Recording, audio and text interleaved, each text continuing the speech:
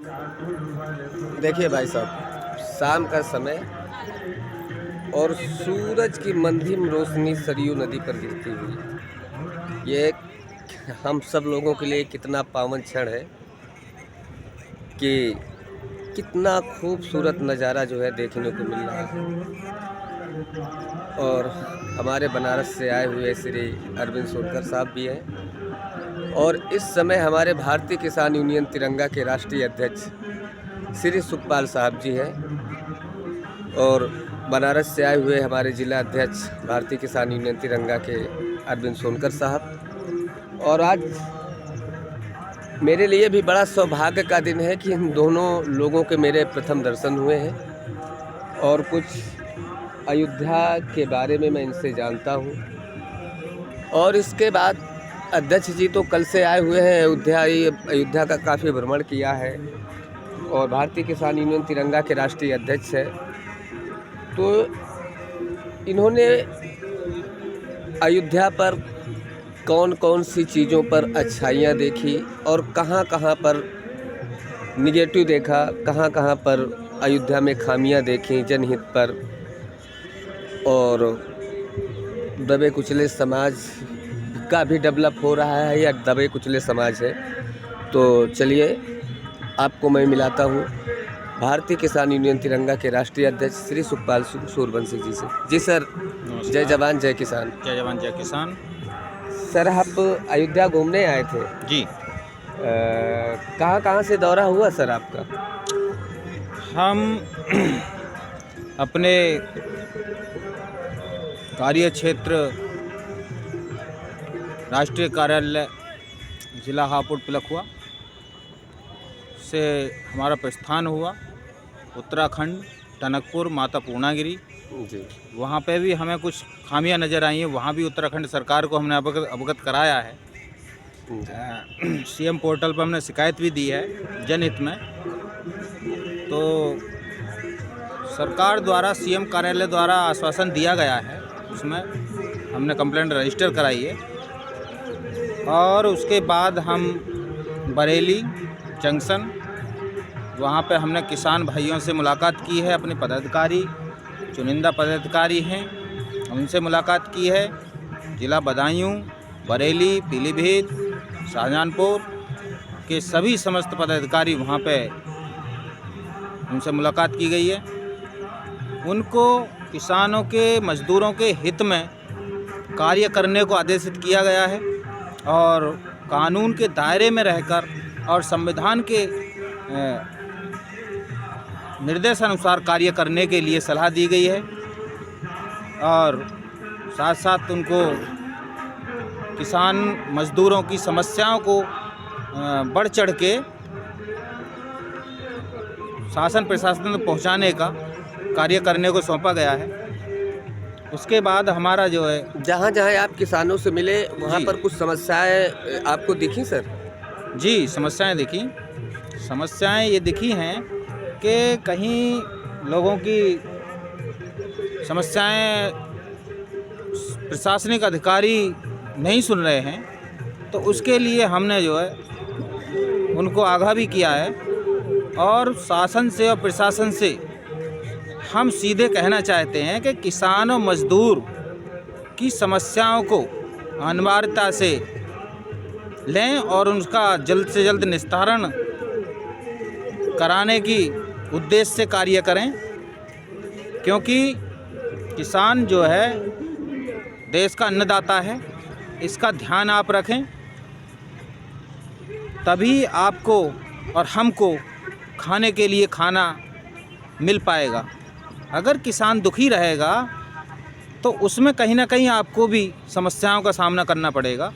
नहीं, और मज़दूरों को मजदूरी समय पर मजदूरी मिलेगी तभी उनके परिवार का पालन पोषण होगा। तो कहीं ना कहीं सरकार को भी इस पर ध्यान केंद्रित करना चाहिए। तो मेरा यही कहना है। सर वो तो ठीक है, जैसे आप अयोध्या आए, आप अयोध्या कल आए थे जी, तो यहाँ पर आपने भ्रमण भी किया होगा जी, और तमाम दार्शनिक स्थल है वहाँ पर भी घूमे होंगे जी। तो यहाँ पर वैसे तो योगी सरकार में योगी सरकार में बहुत विकास हुआ है अयोध्या का। मैं देख रहा हूँ, जैसे कि ये आपका घाट है, कौन सा घाट है सर? या तो आप कई बार आए? सरयू गंगा घाट है। नहीं, सरयू गंगा घाट है। इसे किस घाट के नाम से जाना जाता है? ये गुप्तार घाट के नाम से अच्छा विख्यात। तो मैं गुप्तार घाट आया हूँ, और आप अगर ना आते तो मैं भी यहाँ पर ना आ पाता। जी। तो ये गुप्तार घाट का आप विकास देख लीजिए सर, कितना अच्छा, कितना पावन, कितना मनमोहक है। ये तमाम जल बोर्ड यहाँ पर ये सब विकास की परिभाषा कर रहे हैं कि ये सब लोगों को कहीं ना कहीं रोजी रोटी से जोड़ दिया गया है। मैं थोड़ा सा कैमरे को जूम करता हूँ, और ये देख लीजिए, ये दिन डूबता हुआ शाम का नज़ारा। और सरयू घाट के, ये सरयू नदी के गुप्तार घाट के किनारे जल बोटों का जमावड़ा, जिस पर सैलानी अपना जल मार्ग से अपना जो है खुशी जताते हैं। तो ये कहने का तात्पर्य है सर जी, ये कहने का तात्पर्य है कि जैसे कि मैंने कहा कि विकास योगी सरकार में अयोध्या का हो रहा है या हुआ है, और आपने जो भी घूमा, तो क्या कुछ समस्याएं भी हैं यहाँ पर? यहाँ पे समस्याएं हैं। अभी एक मामला हमारे सामने आया है कि एक पूर्वजों की संपत्ति होती है। जी। आपकी भी संपत्ति होगी, हमारी भी संपत्ति है। जी। जो हमारे दादा दादी पर बाबा के नाम होगी, जी। और उसमें वो गुजर गए हैं, और बीच में ऐसा हुआ कि ऐसा हो जाता है कि उनकी मृत्यु हो जाती है। और पहले जो है कम शिक्षा होने के कारण इन चीज़ों पे ध्यान नहीं दिया जाता था कि आप रह रहे हैं अपने घर में, उसे यही नहीं पता कि हमारे घर का कागज़ क्या होता है। हमारे बाबा की ज़मीन है तो इसका कोई लीगल डॉक्यूमेंट होगा सरकार के पास, या जिले प्रशासन के पास, या शासन के पास। तो उन चीज़ों को शिक्षा की कमी होने के कारण ये चीज़ें मिस हो जाती थी। तो उस चीज़ को सुधारने के लिए अब तो पढ़ा लिखा समाज है, सभी पढ़े लिखे हैं, तो उन चीज़ों को देखना चाहिए कि हमारी जो पूर्वजों की संपत्ति है तो उसमें हमारा ही हक होना चाहिए। तो उसमें क्या है कि अभी हमारे यहाँ पे एक मामला मेरे सामने आया अयोध्या में कि भाई उनके पूर्वजों की ज़मीन थी, और वहाँ पे क्या करा है सरकार द्वारा, प्रधानमंत्री आवास योजना के फ्लैट बना दिए गए। दूसरे के लिए बना दे गए, मतलब जमीन दूसरे की और फ्लैट दूसरे का। फ्लैट दूसरे का क्या, सरकार ने अपनी प्रधानमंत्री आवासीय योजना उस जमीन पर केंद्रित कर दी, फ्लैट बन के तैयार हो गए। लेकिन उसको ये नहीं, उन्होंने हो सके शासन ने जानकारी मांगी होगी कुछ ऐसे लोगों से, ऐसे कार्यकर्ताओं से जो यहाँ के हैं, जनप्रतिनिधि हैं, क्या उनसे पूछा हो या रिपोर्ट मांगी हो अधिकारियों से कि ये ज़मीन किसकी है, कैसे है, तो इसका लेखा जोखा दें। लेकिन वो रिपोर्ट गलत दी गई, और दूसरे की ज़मीन को सरकारी ज़मीन के आधार पे उसे दिखा दिया गया, या नगर निगम के की ज़मीन दिखा दी गई, उसका रिकॉर्ड नहीं खंगाला गया, और वो घर से बेघर हो गए। उनकी ज़मीन में जो है आज प्रधानमंत्री आवासीय योजना के फ्लैट बने हुए हैं इसी अयोध्या में, और उनको घर से बेघर करा जा रहा है, कोई उनको सुनने को तैयार नहीं है। वो उस परिवार में एक इकलौता एक अपने बाप का बेटा जो है, उसकी माँ जिंदी है, उसके नाम पर ज़मीन का इंतकाप और टैक्स दिया गया है सरकार को, लेकिन उनकी कोई सुनवाई नहीं हो रही है। तो मैं शासन से और प्रशासन से भी ये कहना चाहूँगा कि ऐसे मामलों को गंभीरता से लें, और ऐसे लोगों की सुनवाई है वो तत्काल होनी चाहिए।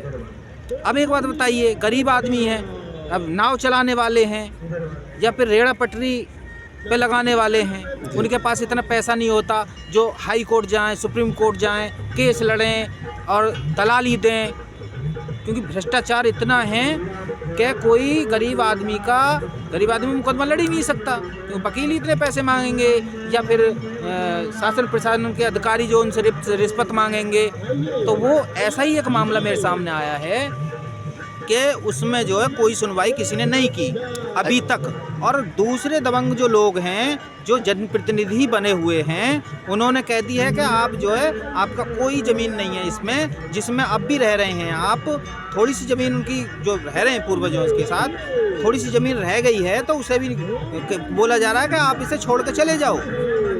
भाई ऐसा क्यों अन्याय हो रहा है? मैं शासन से, प्रशासन से, प्रदेश अध्यक्ष, प्रदेश सरकार से भी मैं कहना चाहूँगा, माननीय मुख्यमंत्री योगी आदित्यनाथ जी से भी कहना चाहूँगा कि इस मामले को जांच करके और इसको संज्ञान में लें, उसकी गरीब की सहायता करें। और मेरे संज्ञान में ये भी आया है कि यहाँ पे जो रोड चौड़े हुए हैं और किसी की ज़मीन में होकर रोड निकल गया है, तो जो उनका मुआवजा जो है नहीं मिल पाया है या कम मिला है, और मिला भी है तो बीच के बिचौलिए उसमें से खा गए हैं। तो ऐसे मामलों की भी जांच हो कि भाई उसको इतना रुपया मिला भी है या नहीं मिला है, जो एक बार तुमने ज़मीन की है उसमें। मेरा अगला सवाल आपसे ये है अध्यक्ष जी, तो क्या आप भारतीय किसान यूनियन तिरंगा की एक शाखा अयोध्या में भी आप, या ये कह लीजिए कि अयोध्या, जिला अयोध्या में भी आप भारतीय किसान यूनियन का जो है विस्तार करना चाहते हैं? बिल्कुल, यहाँ पे विस्तार होगा, यहाँ पदाधिकारियों की नियुक्ति होगी और यहाँ पे जो है हमारी टीम तैयार होगी और गरीब और असहाय लोगों के लिए, किसानों के लिए वो तत्काल कार्य करेगी।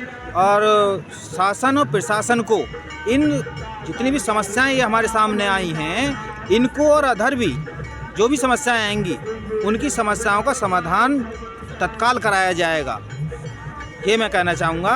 और यहाँ पे जल्द से जल्द हमारे संगठन के पदाधिकारी नियुक्त किए जाएंगे, जिलाध्यक्ष नियुक्त किए जाएंगे और उस टीम को यही कार्य दिया जाएगा कि कोई भी गरीब असहाय किसान परेशान ना हो। और हमारा संगठन आपके साथ है और हमारी टीमें लगातार ये काम करेंगी। चलिए सर, जय जवान, जय किसान, जय भारतीय किसान यूनियन तिरंगा। धन्यवाद।